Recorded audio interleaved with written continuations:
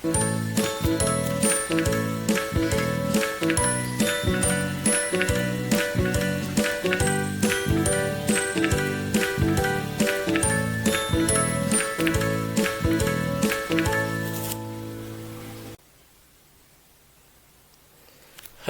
assalamualaikum warahmatullahi wabarakatuh. Kembali lagi dengan saya Gio Satriani dalam video pembelajaran bahasa Inggris online. Pada video kali ini kita akan belajar bagaimana cara menceritakan aktivitas sehari-hari ya. Sebelum kita masuk pada materi, saya ingatkan bagi teman-teman yang baru bergabung dengan channel saya atau baru pertama melihat video dari saya, jangan lupa tekan tombol subscribe ya, dan nyalakan pula tombol loncengnya agar teman-teman tidak ketinggalan update video-video bahasa Inggris yang lain yang tentunya akan sangat berguna bagi teman-teman semuanya. Oke, kita langsung masuk pada materi bagaimana menceritakan aktivitas sehari-hari. Dalam bahasa grammar disebut dengan simple present ya. Oke. Yang dimaksud dengan aktivitas sehari-hari adalah aktivitas yang setiap hari kita lakukan. Bisa juga aktivitas yang biasanya kita lakukan, walaupun tidak setiap hari ya. Bisa juga aktivitas yang selalu kita lakukan, atau aktivitas yang kadang-kadang, ya kadang-kadang saja kita lakukan. Bisa juga aktivitas yang memang sering kita lakukan, atau malah aktivitas yang jarang kita lakukan, bahkan aktivitas yang tidak pernah kita lakukan. Nah, ini semua masuk dalam kategori aktivitas sehari-hari ya. Jadi, aktivitas sehari-hari tidak selalu ditandai dengan kata everyday. Bisa juga usually, always, sometimes, often, seldom, ataupun never. Oke, nah sekarang kita lihat bagaimana cara membentuknya. Alright, nah di sini teman-teman bisa lihat jika kita mau menceritakan aktivitas sehari-hari dalam bentuk positif atau kalimat berita, subjeknya diikuti dengan verb 1 ya, subjek atau pelaku diikuti dengan verb 1 yang nantinya bisa ditambahkan s atau es. Contohnya, I go to school every day. I go ya, jadi I ini subjek, go ini adalah verb 1. Selebihnya kita tinggal tambahkan ya. To school every day. Nah, bisa juga I eat every day misalnya ya. Jadi eat itu juga verb 1. Alright. Nah, jadi I go to school every day. Nah, kita bandingkan dengan contoh yang kedua, she goes to school every day. Apa perbedaannya? Nah, perbedaannya adalah go dan goes ya. Apabila subjeknya I, maka kata kerjanya tidak membutuhkan s. Tapi jika subjeknya itu she, maka kata kerjanya harus ditambahkan es. Go menjadi goes. Bagaimana kita mengetahui kapan kata kerja itu harus diberi s dan kapan tidak? Nah, maka kita lihat catatan berikut ini. Nah, yang menentukan kata kerja itu ditambahkan s atau tidak adalah pelaku atau subjeknya. Jika subjeknya berupa they, we, I, atau you, maka kata kerjanya tidak perlu ditambahkan s, cukup verb 1 saja. Tapi jika subjeknya adalah she, he, atau it, ya, yang semuanya ini bermakna dia, ya, dia perempuan, dia laki-laki, dia bukan manusia atau dia benda, nah maka verb 1-nya harus ditambahkan s atau es. Gitu ya. Nah, makanya di sini I go karena I masuk kategori yang tidak suka atau tidak perlu s. Sementara she masuk kategori yang harus tambahkan s. Oke, nah jadi untuk memudahkan teman-teman mengingat, pertama they, we, I, you ini bisa diserupakan ya dengan nama cewek. Dewi seperti Dewi dan I, you seperti Ayu. Nah, jadi anggap saja si Dewi dan si Ayu itu tidak suka s. Ya, nggak suka s.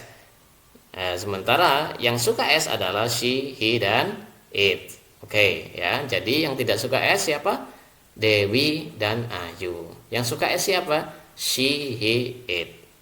Oke ya. Right. Nah, kita lihat contoh yang lain. Misalnya pada contoh ini, they. Ya, they itu masuk kategori yang tidak suka s sehingga they go to school every day. bukan they goes ya. Kemudian he goes to school every day. Nah, he goes karena he ini masuk kategori yang suka S ya, kelompok yang suka S. He. Nah, di sini yang suka S. Oke. Kemudian ada contoh berikutnya yaitu Ari goes. Nah, Ari ini nama orang ya, tidak ada di sini ya. Nah, tidak ada pada catatan ini. Nah, Ari ini masuk nama orang. Jadi, jika ada nama benda, baik itu benda hidup, benda mati, atau nama orang, jumlahnya 1, maka dia ikut kelompoknya she, he, it. Kata kerjanya harus ditambahkan S. Seperti di sini ada nama orang yaitu Ari, cuman 1 ya, maka pakainya goes, bukan go. Nah, sementara apabila nama benda itu lebih dari 1, seperti ini, ada Ari dan Ara, maka kata kerjanya tidak perlu ditambahkan S. Nah, berarti apabila subjeknya itu nama benda, nama orang lebih dari 1, maka ikut kelompoknya Dewi Ayu. Ya, kata kerjanya tidak perlu ditambahkan S. Sehingga di sini berbunyi Ari and Ara go to school every day, bukan Ari and Ara goes. Gitu ya. Oke. Nah, sekarang selain kalimat berita, ketika kita bercerita itu sering kita menggunakan kalimat sangkalan atau kalimat negatif dengan kata tidak. Oke, nah kalau kita ingat-ingat tidak itu bahasa Inggrisnya no atau not. Sehingga seringkali teman-teman itu tinggal menambahkan not saja sebelum aktivitasnya. Begitu ya. Nah, padahal tidak seperti itu caranya. Oke, nah sekarang dalam bentuk negatif atau sangkalan ya, subjeknya harus diikuti dulu dengan don't atau doesn't. Baru kemudian verb 1 ya. Dan verb 1-nya di sini sudah tidak boleh ditambahi s atau es lagi. Walaupun subjeknya nanti she, he, it gitu ya. Jadi harus verb 1 saja. Don't atau doesn't ini disebut dengan kata kerja bantu. Dalam bahasa grammar disebut dengan auxiliary verb ya. Oke, kalau teman-teman susah mengingatnya ya tinggal diingat saja bentuknya yaitu don't dan doesn't ini. Oke. Nah, contohnya I don't go to school every day. She doesn't go to school every day. Ada perbedaan yaitu don't dan doesn't ya. Bagaimana cara kita membedakan kapan menggunakan don't, kapan menggunakan doesn't? Nah, kita lihat catatan di sini. Right. Nah, di sini menunjukkan bahwa yang menggunakan don't yaitu subjek they, we, are, you. Jadi sama dengan pada bentuk positif yang tidak suka s itu ya. Yang kata kerjanya verb 1 saja tanpa s. Nah, sementara yang menggunakan doesn't adalah she, he, it, atau dalam bentuk positif mereka yang suka dengan s ya, she, he, it. Nah, jadi yang pada bentuk positif menyukai s menggunakan doesn't dalam bentuk negatif, dan yang dalam bentuk positif tidak suka s menggunakan don't. Right ya. Nah, jadi ingat lagi kumpulan atau kelompok subjeknya Dewi Ayu dan she, he, it ya. Dewi Ayu menggunakan don't, she, he, it menggunakan doesn't. Kita lihat contoh yang lain, misalnya di sini ada they ya. They don't go to school every day. Kemudian he doesn't go to school every day. Karena they ini kelompok Dewi Ayu di sini ya yang tidak suka s maka menggunakan don't. Sementara he karena dia masuk kelompok yang suka dengan s, pakai doesn't ya, maka di sini he doesn't go to school every day. Oke, kemudian contoh berikutnya Ari doesn't go to school every day. Ya, jadi kalau ada nama benda atau nama orang dengan jumlah 1, maka bentuk negatifnya menggunakan doesn't ya, tetap ikut kelompoknya she, he, it. Sementara jika subjeknya itu lebih dari 1 ya, Ari and Ara. Di sini ada Ari and Ara misalnya, Budi and Wati, kemudian Siska and Susi misalnya, maka kata kerja bantunya menggunakan don't, bukan doesn't. Gitu ya. Nah, jadi yang harus diingat lagi ya, teman-teman kalau sudah ada doesn't tidak boleh lagi ada tambahan s pada aktivitasnya ya. Seperti di sini she doesn't go, tidak boleh she doesn't goes ya. He doesn't go, tidak boleh he doesn't goes. Ari doesn't go, tidak boleh Ari doesn't goes. Oke, jadi kalau sudah ada does tidak boleh lagi ada tambahan s pada aktivitasnya. Alright, nah jadi itu bentuk sangkalan ya. Kita sudah belajar bentuk kalimat berita, bentuk positif dan juga kalimat negatif atau bentuk sangkalan. Nah sekarang ketika kita bercakap-cakap setiap hari ya, dalam percakapan sehari-hari kita selalu menggunakan kalimat-kalimat tanya yang dalam bahasa Indonesia biasanya diawali dengan kata apakah ya. Apakah kamu pergi ke sekolah setiap hari? Nah, dalam bahasa Inggris disebut dengan kalimat interrogatif. Bagaimana cara membentuknya?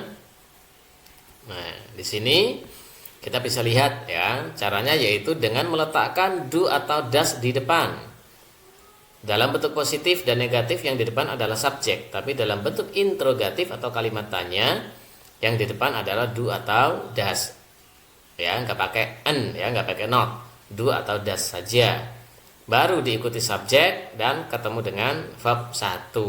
Ingat verb 1 dan tidak perlu ditambahin s atau es walaupun nanti subjeknya she, he, it ya. Contohnya, do I go to school every day? Apakah aku pergi ke sekolah setiap hari? Ya, do I, ya do.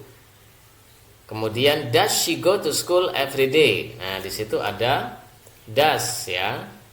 Nah, jadi prinsipnya sebetulnya sama dengan bentuk negatif ya. Kita lihat catatan di sini ya, bahwa yang menggunakan do adalah Dewi Ayu dan yang menggunakan does she, he, it. Bedanya di sini cuma do, bukan don't ya, does bukan doesn't. Oke, jadi pada prinsipnya sama ya. Yang tidak suka s menggunakan do, yang suka s menggunakan does. Right. Kemudian contoh yang lain, do they go to school every day?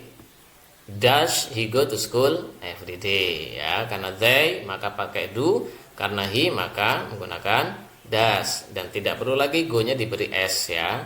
Does he go bukan does he goes. Oke, kemudian nama orang, nama benda juga sama dengan dalam bentuk negatif ya. Kalau nama bendanya itu jumlahnya 1, maka yang dipakai adalah does. Ya, does Ari go to school every day? Sementara jika nama bendanya itu lebih dari 1, maka yang digunakan adalah do. Seperti pada contoh, do Ari and Ara go to school every day. Oke, nah jadi jika kita membuat pertanyaan ya, maka yang di depan adalah do atau does-nya, bukan subjeknya. Dan tidak perlu pakai what ya. Ini artinya apakah. Kalau what itu artinya apa. Oke, nah jadi untuk sementara ini ya, bagaimana cara kita mengatakan atau menceritakan aktivitas sehari-hari. Jika ada yang masih teman-teman belum mengerti, masih bingung atau ingin ditanyakan, teman-teman bisa tulis di kolom komentar. Oke, that's all. Ya, kita ketemu pada video yang lain. Thank you.